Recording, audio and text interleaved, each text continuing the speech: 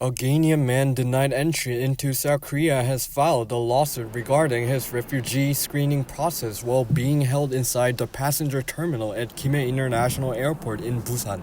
The man's plight has drawn some parallels from The Terminal, a 2004 film directed by Steven Spielberg and starring Tom Hanks and generated renewed attention towards Korea's strict refugee policy.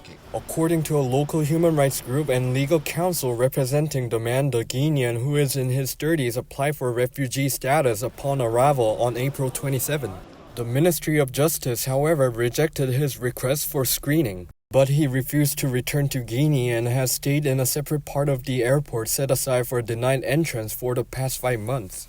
The man claims he is eligible for refugee status and that he fled his country to escape political persecution after joining protests against military rule in Guinea. Authorities, however, argued his testimony lacks credibility. While the man's status has remained in limbo, local human rights groups claim that authorities were violating the man's basic rights, saying more than 98% of his meals at the airport have been hamburgers. A representative said that under the Korean refugee law, immigration authorities must provide food, clothing, and shelter suited to an applicant's national customs. Providing only hamburgers, they argued, is a clear violation of human rights and urged authorities to allow proper refugee screening.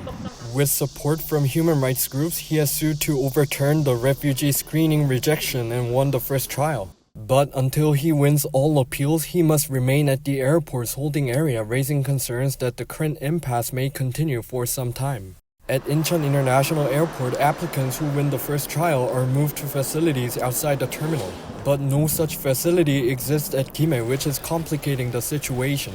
Meanwhile, on Thursday, a petition was filed with the National Human Rights Commission of Korea claiming that the Guinean man suffered rights violations and called for immediate refugee screening. Attention now turns to how the authorities will respond to the situation that will decide its future.